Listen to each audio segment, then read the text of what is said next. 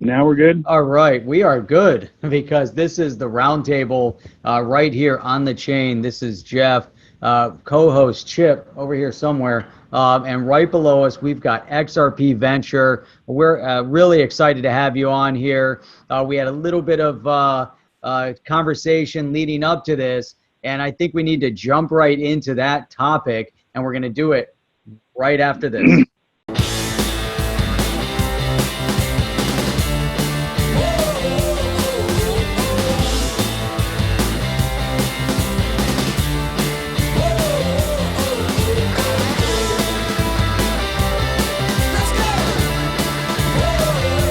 Welcome to On the Chain with Jeff and Chip.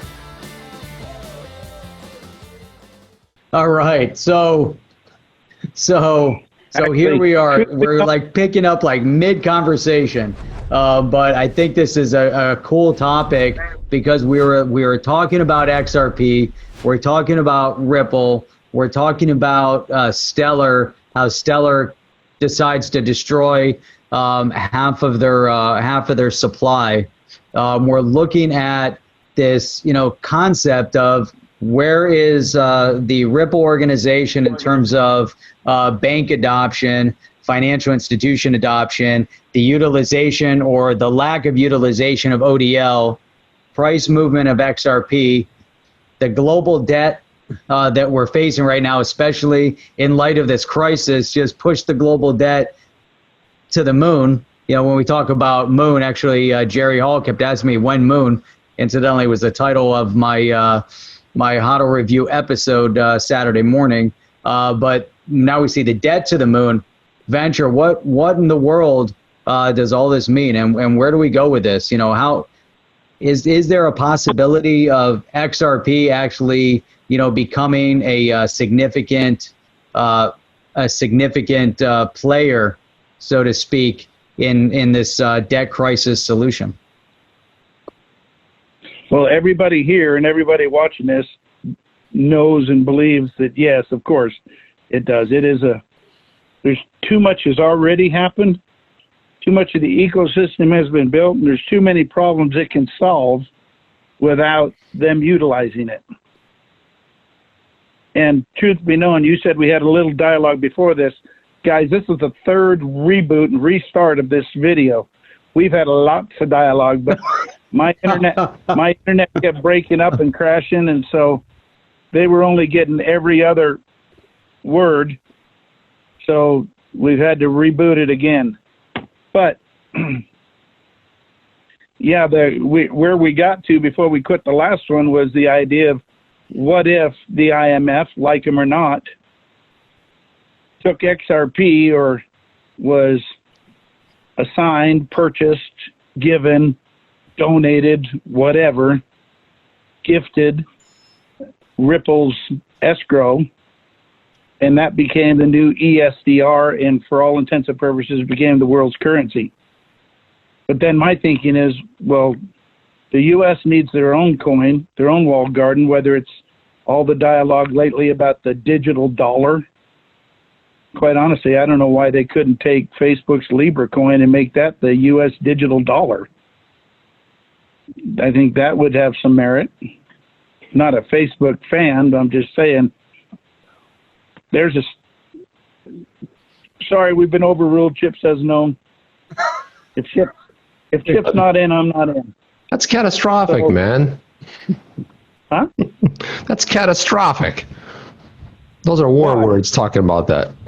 First of all, we don't want Facebook, Google. We don't want these organizations which lie out the side of their mouth, claim that they're not tracking. So just to give you an example, Google said they're not tracking. Then I see Apple says they're not tracking. And then I see a news report, Apple and Google are tracking who has COVID-19. That's weird. Right. Thought you guys weren't tracking us. All of a sudden, that's when it can be used for good. All of a sudden now. A big old joint venture that now they're going to, I don't know if they'll just put a banner ahead of your social networking page that says, hey, COVID patient. I don't know. But yeah, it's all bizarre. I don't like any of it. I don't, and I've shared this on here before, I don't like any of the Alexas and the Google Play this. I don't need Google to play anything, or Siri, or anybody else for that matter. If I want to play something, I'll play it myself. So, but I think all I'm simply saying is that I think we're going to have, I think each major country is going to have their own digital currency and walled garden, and the IMF will play the reserve currency role and the lender of last resort. Yeah, that's interesting. They continue playing their existing role with this SDR that they have, which is a basket of national currencies. But I think you bring up a really solid point, especially when the economy is digitized. And I talked about that on my HODL review segment. We're looking at the central bank digital currencies, and the fact, and this is what I gather out of it, so many of these banks, England, France, Japan, and the list, Sweden, the list kind of goes on. They're all saying they're coming out and they're experimenting with it now. My feeling is that there's no bank on the planet that's going to admit to experimenting with something if they don't, or they're not going to come out and make a statement on experimenting with something if they don't already know the outcome of it. You know, meaning that they've already started. You know, let me know what your thoughts on this, Venture, but I think all these countries already started experimenting with central bank digital currencies, you know, a year, 2 years, 3 years ago. Now they're in the final phases, because the next phase, they're going to come out and say that this thing was successful and they're rolling forward with it. What are your thoughts? I totally agree. I don't think they would even broach the subject if they didn't know what they were going to do already. Yeah, yeah, you know? And I think that's a strong case to be made to your walled garden statement, because countries, I don't believe in a one world currency, and I think it's very, very bad to have a one world currency, because then you'd have to have a one world government governing the one world currency, and the only organizations that could potentially do that are, let's see, the United Nations and the International Monetary Fund, the IMF, and neither of those organizations believe in the freedoms that we believe in, and they don't they don't care about our Constitution, they don't care about our constitutional rights, and they don't really care about any other country either. Just a bunch of despots, you know, making tons of money. But you know, to your point though, walled garden, every country with their sovereign currency, walled gardens, but they still need to transact. How do these currencies and these nations now transact with one another? How do you fulfill the cross-border payment solutions? Well, it's the same way. Guys, excuse me a second. But the same thing still. They want their own currency for taxation in their countries. You know, we don't want any digital pesos, and they don't want any digital dollars. And I couldn't agree with you more about the IMF and the United Nations. We don't need them. Both of those, I think, have grandiose New World Order designs, and don't need them involved at all, except for what has to happen. I also look at, if you think about the IMF too. I mean, you know, they came out of the whole thing with Bretton Woods, and you look at the founding of it and why it was originally founded, right? I mean, coming out of World War II made a lot of sense to create something where other countries can contribute to get other countries back on their feet. But then it sort of started turning into like this slush fund. And you look at the funding, you look at who actually funds this thing. You know, the U.S. is pretty up there in the list, right? What am I missing here? Why is Jeff going off? Jeff is losing his mind right now. Jeff's losing his mind. I don't know why he's losing his mind, but there's something apparently that funny happened. Is it the chair? I mean, I don't know. But Jeff, you want to share why you're cracking up there? Anyway, I'm going to move forward. I don't know what Jeff is. I think I have a feeling. I know what Jeff's laughing at, but he just cannot. He's going crazy there. But let me talk to myself here. Why not? Guys, what's up? How you doing? This is welcome to the XRP Minute. Chip here with the XRP minute. What's going on? Today we're going to talk about a lot of things. None of them are going to be about the roundtable, but what we'll talk about. No, I was getting back to the whole IMF. You know, something gets founded to solve a problem, and then it stays around forever. You know, this is one of the things. Like, there's like friends of mine that they tell me they're being, you know, treated. They go see a shrink, if you will, somebody, you know, for psychological things.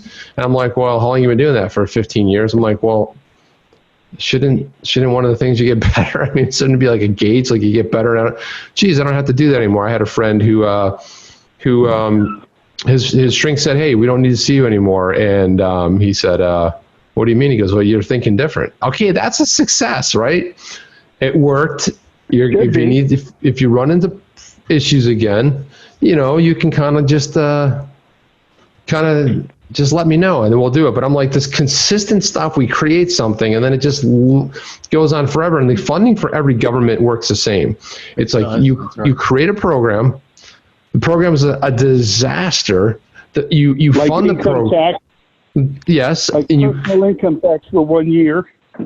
Yeah, let's go deep and fast right off the bat. Okay, but you're absolutely right about that. It's like you create something, and then what happens? It's like, oh, it's a disaster. But if you don't use, a lot of company budgets work this way. If you don't use, you're not encouraged to save money. You're encouraged that if you don't spend your quota that you were allotted, then you lose it. And it's like we shouldn't be running.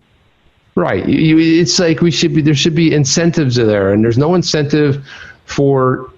No one knocks on your door and says, hey, Venture, what's up? Listen, I just want to let you know, you're a good guy. We want to lower your taxes. That's it. It's always, I'm just here delivering a message. You're going to lower your taxes. It's a good message. No, man, it's like, we're going to adjust this and do this. Listen, you want to... You know, you've got $40,000 left in your annual budget. Next thing you know, they've got $40,000 worth of magazine subscriptions. They got something. They forgot how to use it. Because if they don't spend it, they won't get it again next year in their budget. That's right. Use it or lose it. All I know is I always try to figure out how is it that we have a whole bunch of attorneys making economic decisions in Congress. Yeah, it's always attorneys, Jeff. There's always attorneys that are in Congress and the Senate. You got all these lawyers. Then they come and they present these bills, and they're 1 million pages long. And they're like, yeah, we read it. Oh, yeah, you didn't read it. You know, can you imagine the bill is like this last paragraph, 1,800 pages? I mean, come on. What's packed in all that nonsense? How long is the Bitcoin white paper? But, Jeff, you got to read it to find out what's in it first. Pass it, and then you pass it, then you learn what's in it. Then you learn after it's been implemented, and they don't even, yeah. So it's so crazy. But to get back, I mean, to the original point of now we have economies that are in shambles all over the world, and we're seeing this, I think, a mad dash to central bank digital currencies. I think that digital dollar that was presented a few weeks ago by Maxine Waters and Nancy Pelosi was DOA, but it was super problematic, and it was something shoved in with a concept of being kind of like a digital currency, but nowhere near a digital currency. It was extremely dangerous. Glad they removed it. But that being said, China has been alluding to the fact that they want to roll out their central bank digital currency first. What do we have to lose? And I tried to pose this question before, but we'll pose this question to you guys. What do we have to lose if China, if they get their digital currency, their central bank digital currency before anybody else? First mover's advantage. Weird. I didn't hear that. Impact of that. What do you think? Well, I don't know. I keep thinking I want them to do it because it lights a fire under everybody else, a little bit like Libra did in the dialogue around Libra. You know, getting people off the dime. You know, I would think that, you know, the whole reason behind their digital currency and their move towards it is to, you know, poke the U.S. dollar in the eye.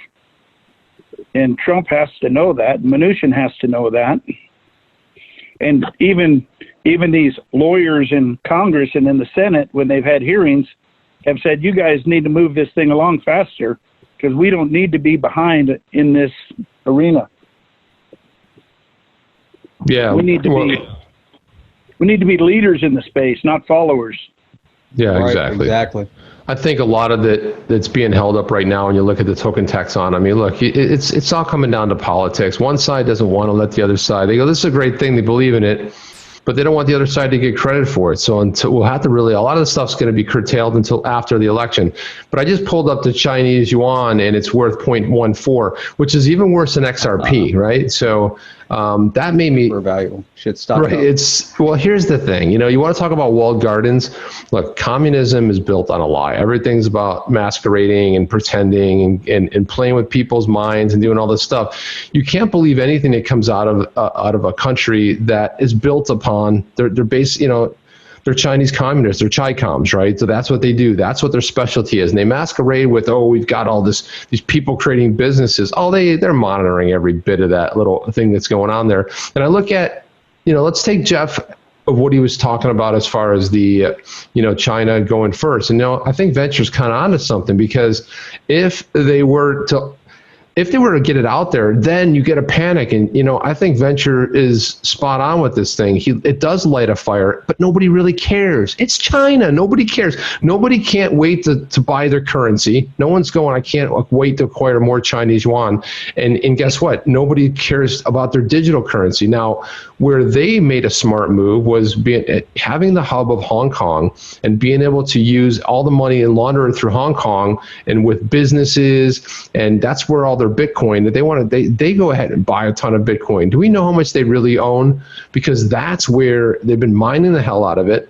But that's where I see them making some really good moves, China, because they're doing smart. Look, they're also buying a crap ton of gold, right? So you look at all of the central banks, look at the gold that they're acquiring. It's kind of quiet in the background. They're all this gold, and you start seeing some of the gold companies aren't, the mining companies aren't able to find new deposits, right? They haven't been that successful in finding new stuff. So you got to look at the Chi-coms are smart in the fact that they know Bitcoin and they're mining the hell out of it and then they're laundering it. It's going through Hong Kong. It's a phenomenal little scheme, but I think you're right, Venture. I have to go all in with this one. Let them do it. Let them create it. Nobody cares. Everyone will be like, they did it. They did it. It's the same with this digital dollar. The whole internet was fired up and like freaking out. But the digital dollar is the dumbest thing that any human came up with. It's not blockchain based. You know what it is? Here it is. It's a gift card. It's like, here's my digital dollar. It was the dumbest thing I've ever heard of. It's like, and everybody was for digital dollar, Bank of America. I mean, Venture, Bank of America. Talk about Bank of America. The internet went nuts. The Twitterverse, the Twitters went nuts this week. The Twitterverse? Well, the Twitterverse. Because they're acquiring Ripple. Nobody's acquiring Ripple unless it's a consortium of multiple banks. Thank you. Yep. Yeah, and also they've been you think they've been preaching walled gardens since their inception, and then they're going to go sell to a walled garden. That if listen, as bag holders, the worst thing that could happen is someone like a Bank of America acquires them. That would tank everything. That would destroy it. I mean, they wouldn't do that. I don't see them doing that. But I'm just saying, but on its face, how do you look at that and say, oh yeah?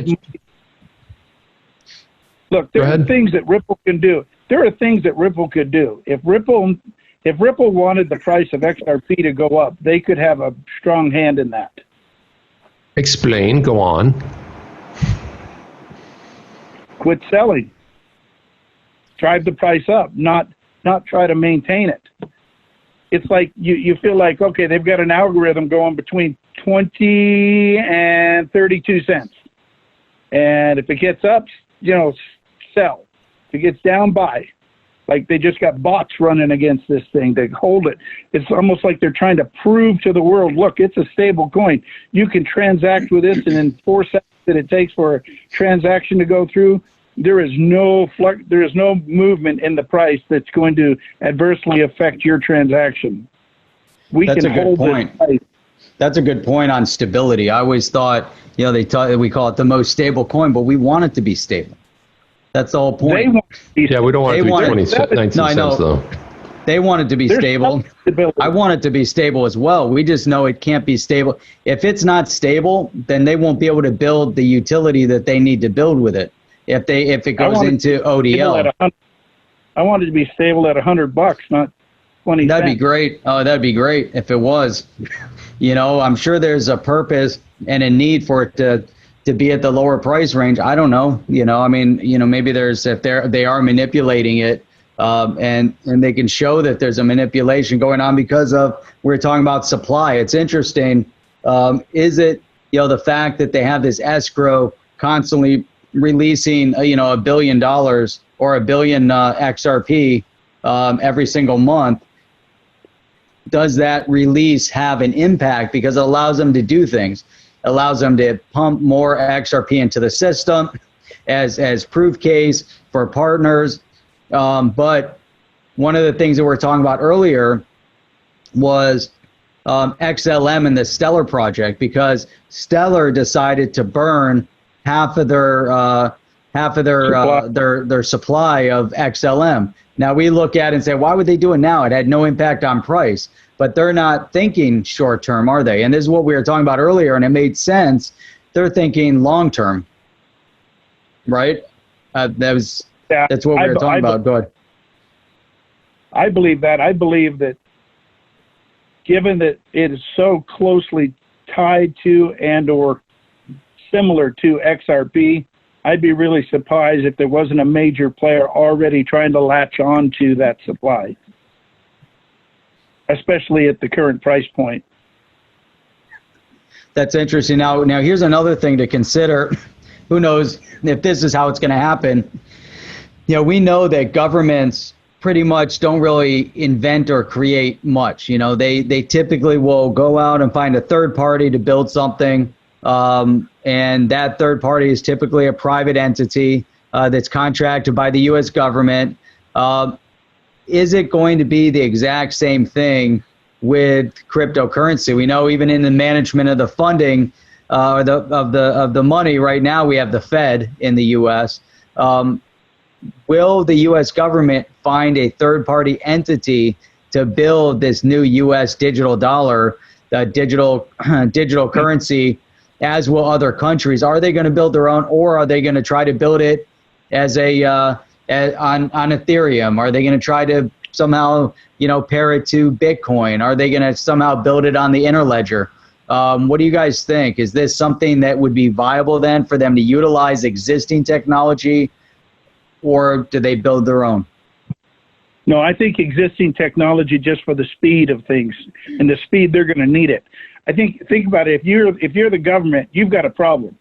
Okay, you're Donald Trump, and one of the things you want to go down in history for, besides just being president, you want to be the president that eliminated the U.S. debt, that $23 trillion in debt, and that has nothing to do with the other $60 trillion of unfunded liabilities.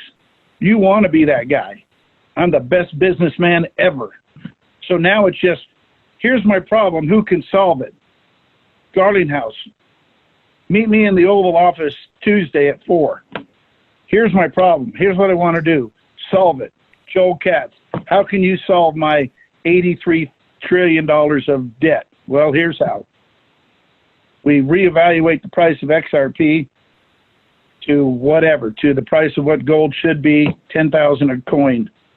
And here's how much XRP you're going to need to solve that problem. I think all they would be looking for is who can solve the problem. They don't care if they get mega rich in the meantime or anybody else along the way. Everybody, they don't want us. It's not for us. They don't give a rat's behind about us. They don't care. They know if we make any money, we're just going to be paying taxes on it anyway.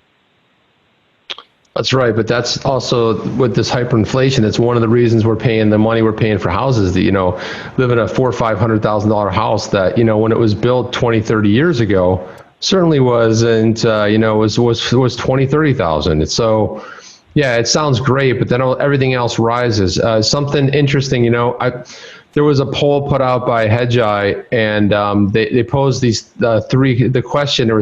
four possible answers, and it said, which do you trust the most, the Fed, mainstream media, Congress, or a three-legged goat on LSD. A three-legged goat on LSD won by 85%. Okay. That's who I would have voted for had I seen that. You know what I'm saying? But, the funny part about it, the second one, what do you think came in second place? The Fed, mainstream media, or Congress? Which came in second place? Probably Congress. No. Actually, Congress was the worst of them all. The Fed is second, mainstream media is third, and fourth is Congress. Huh. But 85%, 80, actually 86 if you round up, 86%, a three-legged goat on LSD. It seems reasonable to me. Be honest. Oh, when your choice are the other three, I mean. Right. That's just. It points to the ridiculous nature of the poll. But I'm also curious too. What do you guys think about? Is this also bothering the price? You have Ripple basically sending 63 million XRP to ex-co-founder Jed McCaleb. How is that doing when he goes and then sells it all off? You know what I mean? Like they're selling. You have this massive. Well, I think just like his other supply, they made him meter that out. He could only sell so much at a time, right? Yeah, I don't know, but I think he sells the limit daily though. He sells whatever he can, dumps daily. I think he's funding this other venture called XL. Stellar. Yeah, I'm sure of it. And it could be, and that's the tie-in, right? Yeah, he's selling XRP on Stellar. Yeah. Yeah. So, and I always, one of my premises, way back in the beginning when I started researching all this, and you saw the tie-in between Stellar and Ripple. Ripple was hyper focused on financial institutions and banks. That's where it got its reputation. It's the banker's coin, whatever. But that was their goal. Here's the software we're creating. We're creating this thing called RippleNet. It's going to revolutionize the way money is transacted across border. We're not talking about the retail guy that wants to send $100 to his family back home. We're talking about the bank that needs to send $1 trillion. We need to transact huge amounts of money, on a regular basis every single day, just like Swift. But we're going to do it better. That was Ripple. Stellar, on the other hand, as this offshoot, which, to your point, it could be that he's funding the rest of this project. Stellar was focused as a nonprofit organization entity to help that small retail guy that's over there, the foreign worker that's out of country that needs to send money back to his family and do that in an easy mechanism. That was their objective. That was their business model. If you go to the website, that's what it's all about. It's about it's about retail. So it's a complete distinction in technology. They'll talk about the unbanked, whether you're banked or unbanked, finding an easier way to move money. If you're a foreign worker, you're probably unbanked in the foreign country that you're working in. You might be banked back home, but probably not. But maybe you are. But either way, the foreign worker is working all week. And it's interesting because in a lot of these agricultural-based societies, their income is reliant on the season of when they're producing their crops. So when they're in a down season, parts of the family will work outside the country, and they're relying on those $100 or $200 coming back to feed the family. So that's the retail movement of funds. And so unbanked, they need it. But that was the target for Stellar to get that kind of a transaction happening. And I find that I always thought that's interesting because when we look at every digital currency, every blockchain, tie up with it, there was not all of them, but many of them, well, a few of them anyways, have a purpose. And that's the purpose of Ripple as a company, as an organization, with this cryptocurrency connected to its on-demand liquidity now. Stellar with XLM and their technology. Bitcoin is still, doesn't really have its full use case specifically right now, and we could say that their use case has changed and developed over time. But Ethereum are building on their platform, so they all have some sort of a niche and purpose, and you can go on and on and on down the list, but focused on those two, I always saw them as two distinct purposes. What do you think on that? Is that accurate, inaccurate? Do you have a difference of an opinion, or what are your thoughts? Well, I think it falls right in line with what Brad Garlinghouse has always said. It's going to boil down to use case. You know, I've always thought that Ripple had the smartest use case. You know, everybody was like, oh, well, we don't want banks, we don't want government. And it's almost like, look, if you want Bitcoin to be as big as you say you want it to be, you're out of your ever-loving mind if you don't think governments and banks are going to get involved in it. So yeah. I think they were just the grown-ups in the room at the time. And, you know, I think it's obviously true with any other coin. They got to have a use case. I like VET, and I like ADA, and I like Ethereum. And I think you said you don't think Bitcoin's found its use case, but I think they have. I think Bitcoin has done all it's going to do, really. I could be wrong. So its use case is just potentially increasing in value. Well, no, but I think the thing about Bitcoin, I think that's really important to note is that the scarcity of it, right? It's scarce. And you look at all the wallets where it's never moved. And you look at this, you know, who's Satoshi, right? It's not so much who we care. And no, I don't think people really care. I think really, what about that release? So all of a sudden the supply keeps coming down. You got China involved. I mean, it's going to become even more scarce. It'll just elevate the price. So I think their use case is digital gold. They've sort of made the treatment for it. I kind of wanted to open up a new line of questioning here, because I do see a lot of people talking about this on Twitter and other places. And do you guys think that Ripple's been pretty quiet during this period? Because the last tweet that Brad put out was that Chris Larson was successfully recovered from COVID-19. One of the things that Larson said, if you've recovered from the virus, please consider donating your blood to help with antibody transplants. And this is on the 2nd, right? And he basically, Brad Garlinghouse retweeted saying, you know, you can't keep Larson down. You can't keep him down. Thank you. You know, thank you everybody, whatever.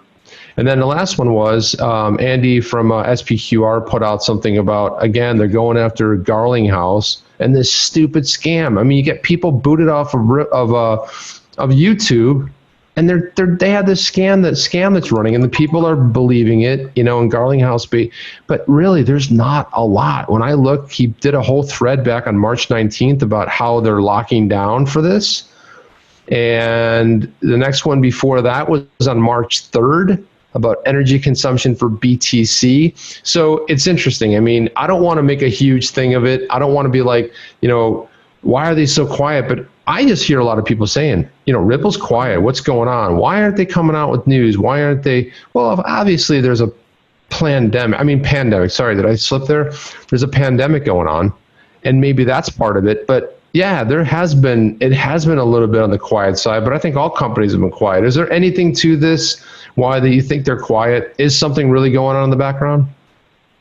Jeff's talking to his family member over there. Sure. I think you're right. I think you're right on, Chip. Oh. And I think, but you know, why isn't there a thread going back and forth between Garlinghouse and Mnuchin? Dude, I can solve your small business payments. I think you know the answer to that. I'll create a portal right now in 10 minutes where everybody can go to ripple.com beerflu, you know, /beerflu. You tell me the fields you need. I need social, I need names, I need address. You tell me the fields, I'll build that page, and we'll build that database for you in 18 minutes. And then you can publish it out to the world in your next beer flu update, and tell everybody to go to that page, put in your information, and they'll be given an XRP address and a tag, and then you can use those, and that's it. And we'll transfer whatever amounts you want. You and your damn logic skills again, Venture, making all kinds of sense in this pandemic. We call it the Cerveza bug here. That's our Cerveza bug? The Cerveza bug, you know what I mean? We don't want to call attention to anything. We don't want people getting up in arms. We don't want, you know, dog catchers coming after us, you know what I mean? We're just trying to play by the rules. Trying to go along to get along. You know what I'm saying, Venture? Yeah, go along to get along. I get it. Yeah. Until we get our asses handed to us. Then it'd be like, look, how long are you going to keep people in their houses? I just see the civil liberties that are being eroded. You tell somebody that if they're on the road, they're going to be arrested. If they're not social distancing, I'm sorry. Last time I checked, there wasn't any updates to the Constitution. There was no Constitutional Convention of States where we all got together and said, hey, guys, you want to mess with the Constitution? I didn't remember seeing that. I'm just curious how this stuff. The last time they updated that was 1871. Yeah, and if you really, there's been, right. So there's a lot of problems with that. Did you see what they're doing in South Korea? If you break quarantine, they're going to put an ankle bracelet on you to track you. And it's so over the top. Stuff like that can't happen in this country. However, I was trying to find the article. I think it was in Philadelphia.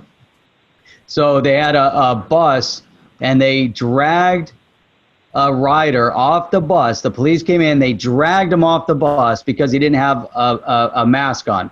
Now, this is such bullshit because here you have this guy gets on the bus. He's obviously the authority, whatever, of the bus company. I don't know. He's there with a walkie-talkie, no mask on the bus, telling people, you can't ride on the bus, you can't ride on the bus, you can't ride on the bus, you all have to get off. One guy gets off, another guy's got like some sort of a covering on. Nope, you got to get off. Then someone else, he said, I'm not getting off. And here's a guy telling him to get off without a mask on, telling him you can't ride on the bus unless you have a mask on. So they drag him off the bus. Now, the problem with that was that the rule was that it was a recommendation that everybody wear a mask. It's not mandatory. It's not mandatory. It's not mandated by the city, state, county, whatever, that they had to wear the mask. And so now they changed it again because here the police come on violating this guy's constitutional rights and dragged him off the bus. Now, can they say, it's out of control. It's so out of control. But this is what they want. They want pandemonium in the streets. But here's the thing. I think we need to tell people this isn't going away. They need to know this is coming back. Just like you can't tell if that picture of the hospital was London or New York. They ran it on the news as if it was a New York emergency room, and it was Italy. It was Italy. It was whatever, Italy or whatever it was. The point is, they did it twice.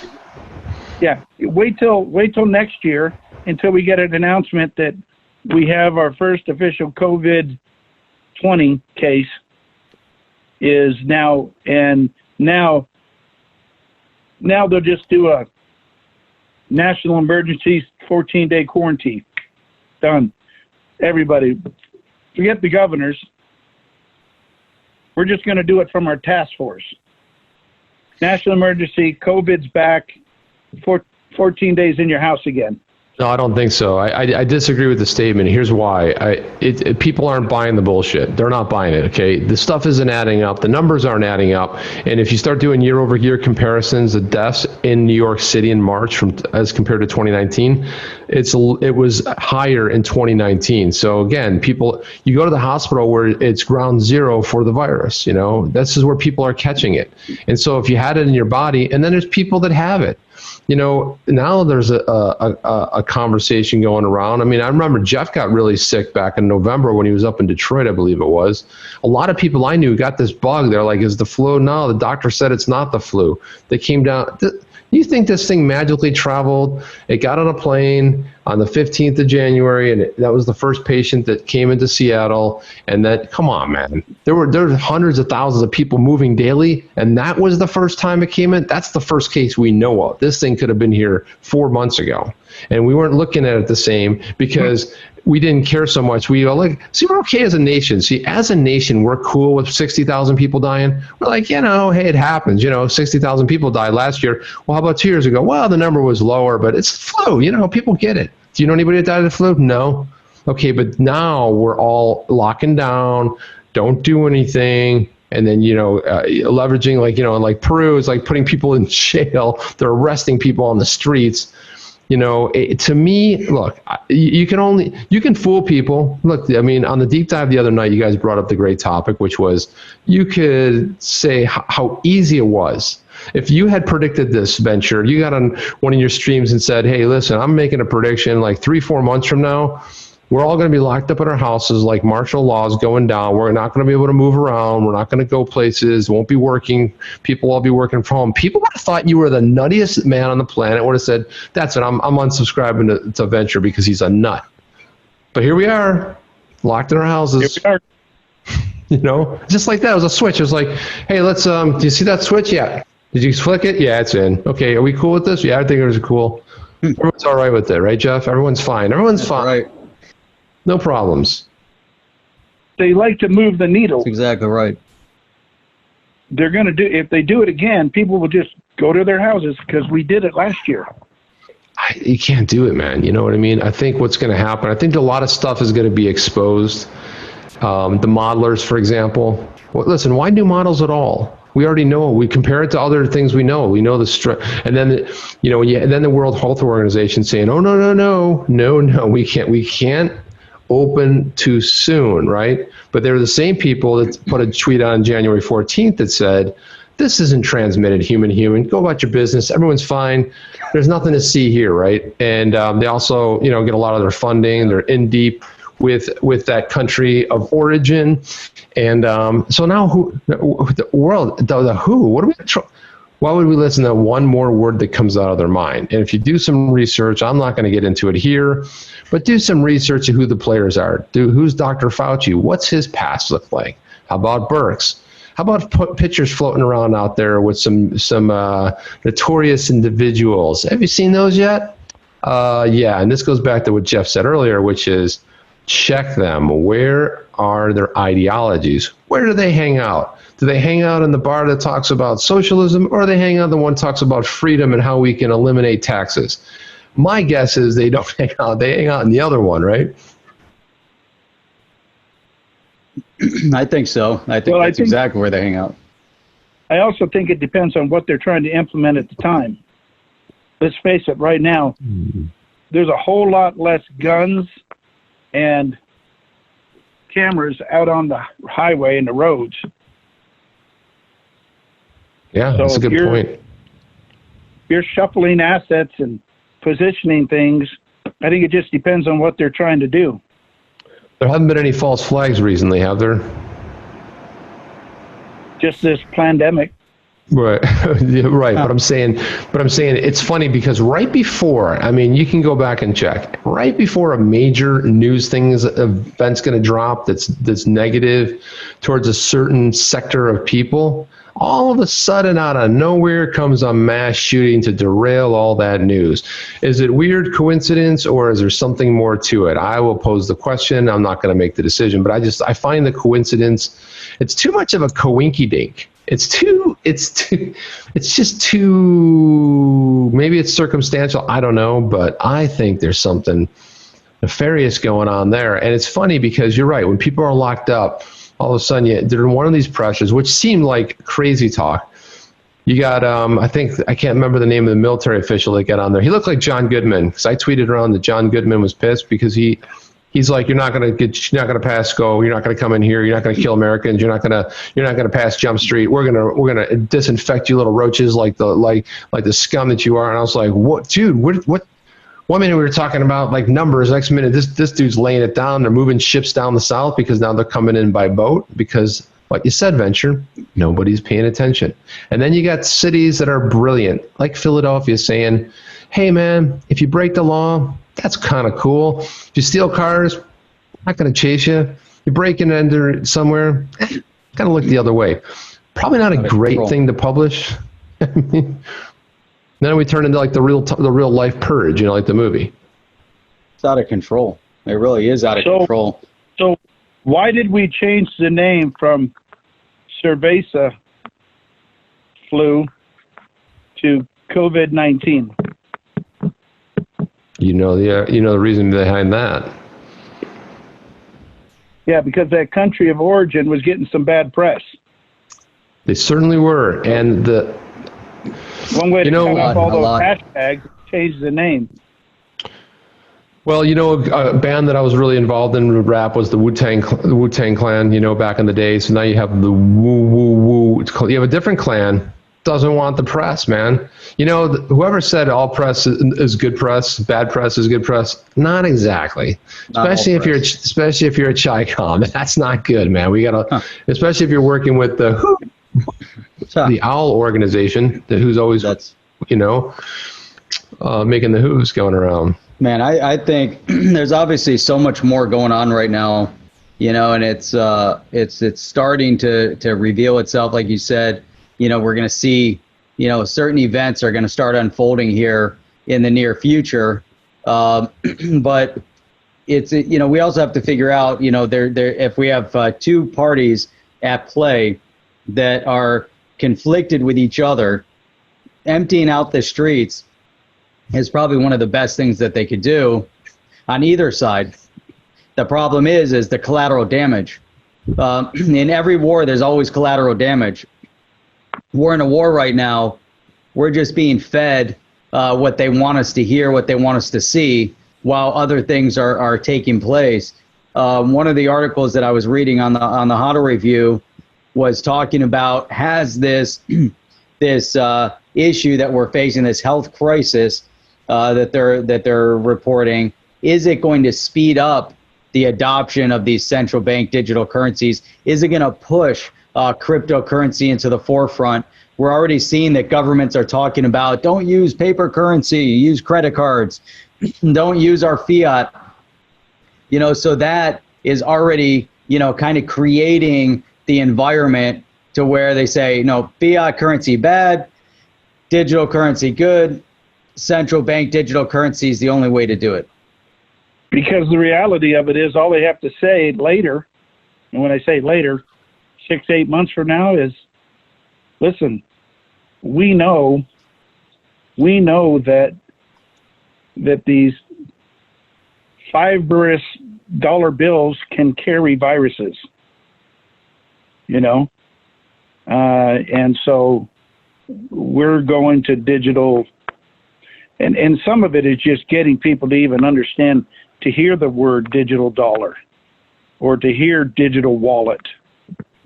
Think about, your mother or father-in-law. Do they know anything about a digital wallet or a digital dollar or what it means? Or your sister-in-law or your brother-in-law? Most of them have clues. Some of this is just getting the buzzwords out there. So when they do implement it, they've heard it before. Well, they do. Well, I'll tell you what, my mom called me up all excited. She goes, I know you're into all this cryptocurrency. When the Libra was first floated by Facebook, she's like, I think is this going to be good for us or good for everybody? I said, well, I like the idea of it, in one fashion, because like what you said, the awareness was there, right? People were excited about it. And I think there is some merit to saying, yeah, the digital dollar, but is it a digital dollar if it's not blockchain based? I mean, what kind of digital dollar is? It's like, okay, we can print as many dollars as we want. Now we got a brand new thing we're into. Now we can just release as many digital dollars. I don't see the benefit of it. I don't see, now if we're going to a blockchain and something's blockchain based and we're able to track it, I think the bigger story comes, and the end game of what government is really afraid of when it comes to the blockchain is that being held to the standard of blockchain. If they are given money to a program and Congress is doling this out, now when the citizens can track and see what wallet that left, where did it end up, how did it actually go, and how far down the line, and let's audit that, and let's see exactly what happened. I think the real big scare is that people are going to be worried about that, and we're going to get into what Ripple was talking about with some sorts of privacy, because banks don't want you to know when they're moving money. They don't want you to see how much money they're moving. They want some kind of privacy. And I think that idea was floated by one of the the head programmers for Ripple, Bert, can't know how to pronounce his last name, but he floated the idea of creating XRP and using that and making it a little bit more anonymous. More of not a total anonymous, but a more anonymous. And I think that there's a reason you start floating these ideas. Nick Bergalis, I think is his name. If I'm not, maybe I'm butchering that. But his basic theme there, I think he's onto something. But why would you be releasing that? Because we know that banks don't all want to know, hey, what do you mean? This is blockchain, anybody can see it. That was the whole idea about Bitcoin, is you could move money anonymously.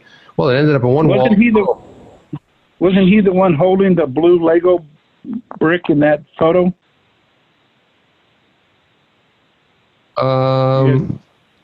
Remember. Ripple group photo, staff photo? And one of them was holding a blue Lego.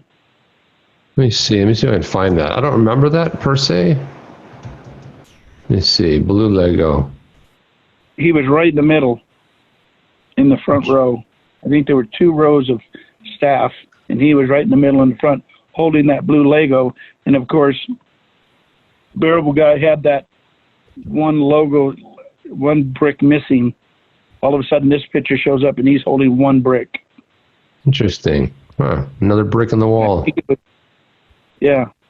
I think it was that Nick guy. But I'm sure that's true. I think these bankers are the biggest money launderers on the planet anyway. Well, they get away with it like crazy.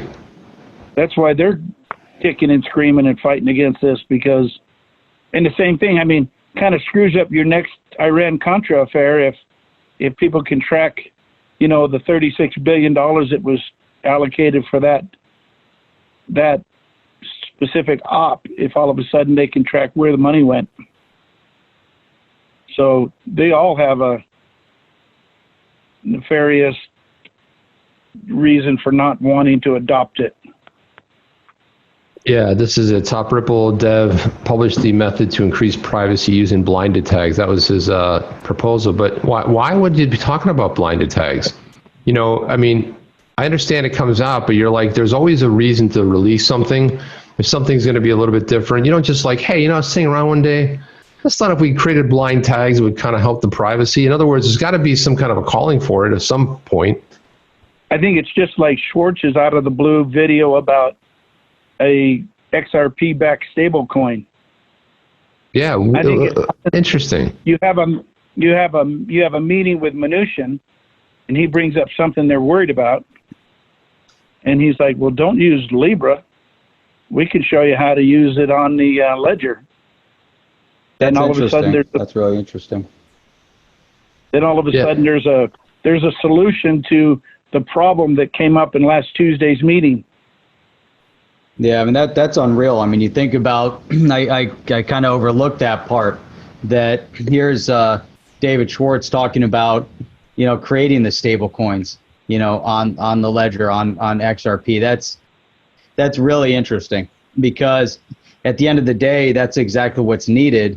You know, you need some form of a stable coin if it's going to be a national currency.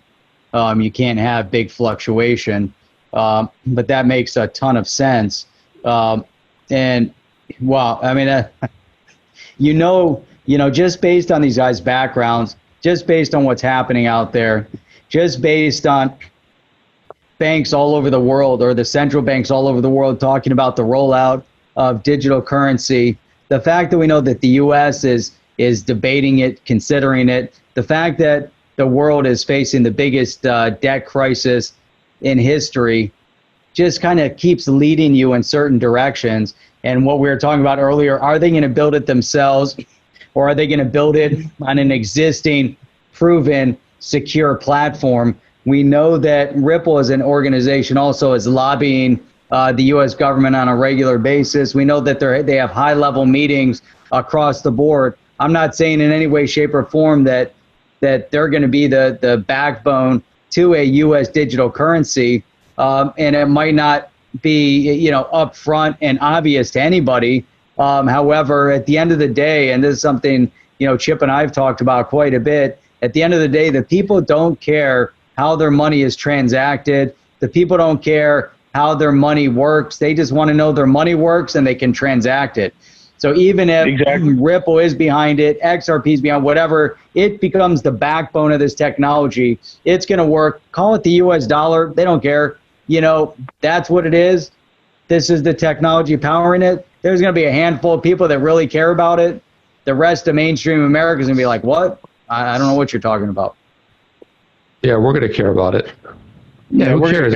But you know, I don't care. give me a plastic card that when I swipe it, it works. I don't care if it's settled in XRP or what. I hope it is. I want it to be. But yeah, put a name on it that people trust. Exactly. I still see custody as the biggest. People talk about mass adoption. Custody is one of the biggest things. When you see people coming into our, leaving comments on videos saying, I'm struggling, I'm having help, people on Twitter saying, hey, I can't figure out how to do this. These are people who have a little bit of knowledge and understand this stuff. Man, you can't have mass adoption, like you said, Venture, if you're going to make it so difficult for people. Like you said, a card, it's got to be simpler, right? I'm curious to see what that Ripple offshoot company is working on, that custody company. I forget the name. The name of the Polysign, right? And I know I think they're more in the institutional side, but if they create something that sort of solves this problem, look, there's a couple things we need. Obviously, regulation's one of it. That's what's holding stuff back. I also think the market itself, the regular stock market, yeah, it's tanked, but it didn't hit the predictions of going to 15 to 12,000 to 10,000. Hasn't really gotten there yet. Okay. And we can't continue to be closed. We got to open up and figure out how to get this puppy open. We can't continue. I mean, this is not a sustainable thing, and it's not sustainable for anything. It's going to end badly. So somebody tweeted out a picture earlier today. I was out today, but it was a picture of have you ever seen The Shining? Picture of a family. It was a family picture of Jack Nicholson and Shelley Long and the kid, and they were in a smiling picture. And it said, "I saw a documentary about a family who was locked up for an extended period of time, and it didn't end well." It's like you laugh about it. It's funny to see people talking and laughing about this thing. We have to, man. We're going to go crazy. And I even know that Trump said in the presser, he's like, what's damaging for people? Staying home. You know why? Because he didn't say the suicide, but he said people are going to start dying in record numbers, and that's not going to be good either. People, when they realize they have nothing else to look forward to and they're ruined, or they lost the business they spent the last 25 years of their hard, sweat and tears building, and all of a sudden they realize they were wiped out because of an invisible virus. Man, he's right. That's going to be worse. And, we go back to the cure worse than the what was that? I can't even get that right. The cure. Yeah. The whole idea is, and maybe it is. Then the problem is it worse than there? And it's like, antibodies, and then people are going to wear. My wife and I love each other, but she does not want to see me home every day. We're irritable. We're frustrated. We want to go to a movie. We want to go to dinner. We don't get her on the stream. Come on, bring her in here. Let's talk with her. Let's cue her up. Bring her in. Come on, let's talk to her. I want to hear her side of this. Well, it's pretty straightforward. Okay. She wants me out of the house. She wants you out now. But you're in your studio, man. You got that cool studio. That's where you are now. Right. It's not far enough away. She wants me off the property. You know what? And there's no money rolling in. If I'm not out there making it, nothing's coming in. Right. I got a construction company. My whole crew got scattered. Oh, I don't even know where they're at. It's how are you going to get them all back together and start all over again? It's like starting a brand new company again.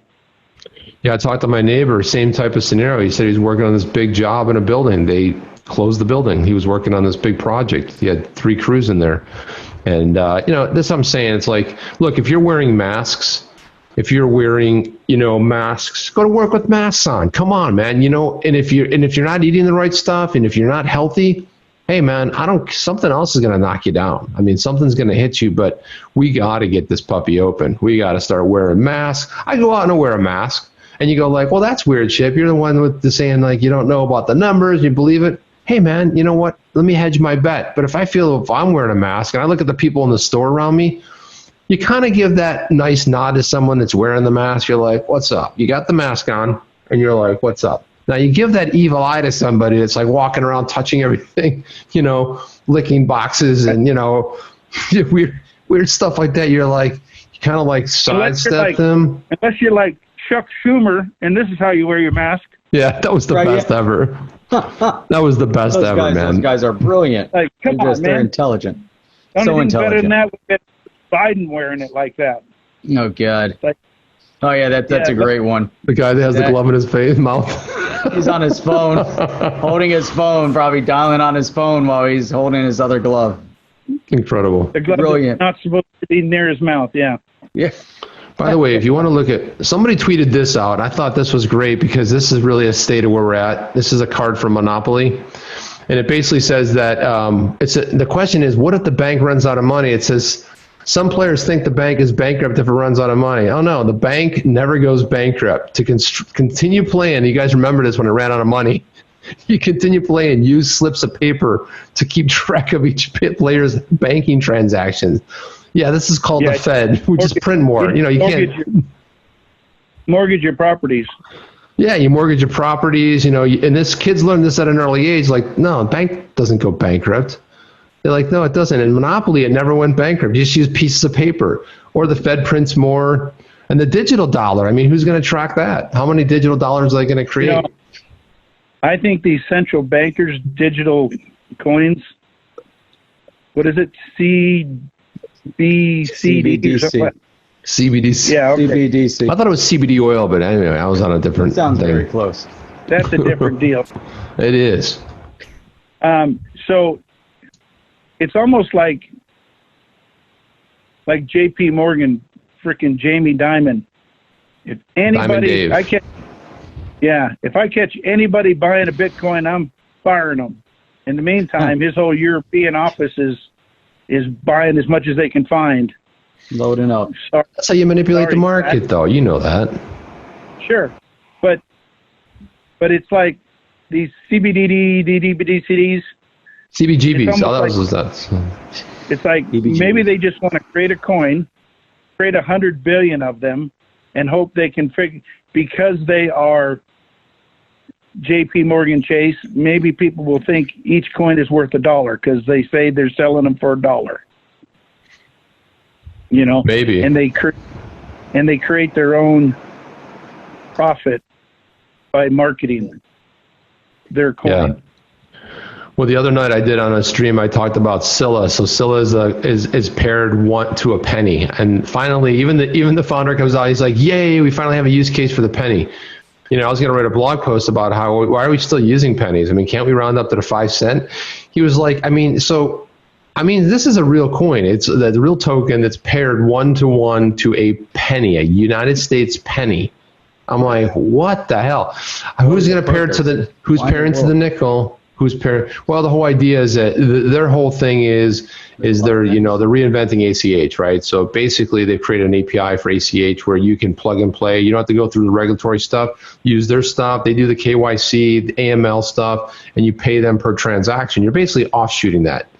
Thing is, it still takes 48 hours for the payment to go through. It doesn't change they're not revolutionizing. It's still an ACH. It's just that you don't have to deal with all the overhead. So I don't know. It's somewhat of an innovation, I believe, but. I was kind of hoping we say wins, some thing, the new app, not the tip bot, was more robust and was more like, Venmo. That's what we needed. It needs to be as simple as people can create a quick and simple account, buy some XRP with their debit card, and now they just Venmo XRP to each other, peer-to-peer, or B2B. Yeah. Connect the bank account and everything else. That sounds interesting, Jeff. What do you think about that idea? It sounds like there's a missing out there, yeah? I like the idea. I really do. But, so it's interesting. There's so many technologies, so many solutions out there. So much is happening in this space, but nothing's really happening. It's like, hurry up and go, hurry up and wait, do nothing. Things are coming out. It's clunky. It's really clunky. We're working with trying to move some digital assets today off of one of those things, and it was so difficult. Just trying to figure it out. How do you move it? Now I got to figure out, now I got to copy this and move this address and do that address. The mainstream, there's no way they're going to do all that. They want, like you said, I want to be able to go in, boom, okay, you got my money. I want to go into my wallet and hand you $20.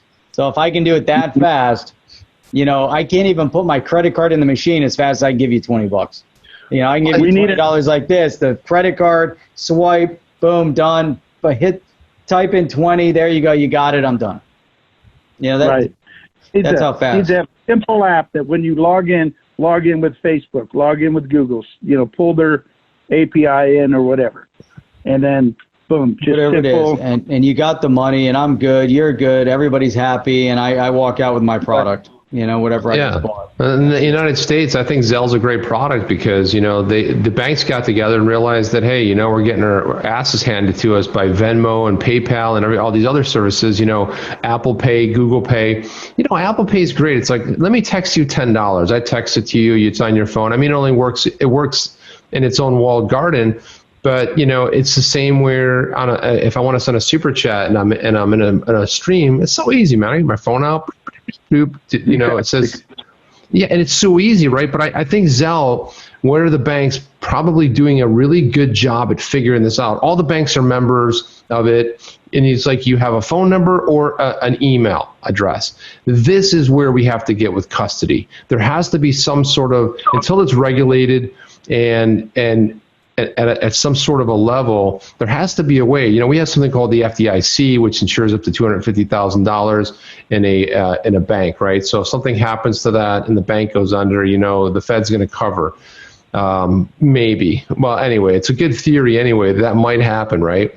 It used to be 100,000 a couple years back, but they have upped that. But I look at that and like, man, the custody, people are like, oh, we got to, you know, Moon and mass adoption. We got to figure this thing out. It has to be easy. It's like, what's your email? But you know what happens. Someone gives you their email and it's 6429861 and you put 0 and now some other Yahoo has it, right?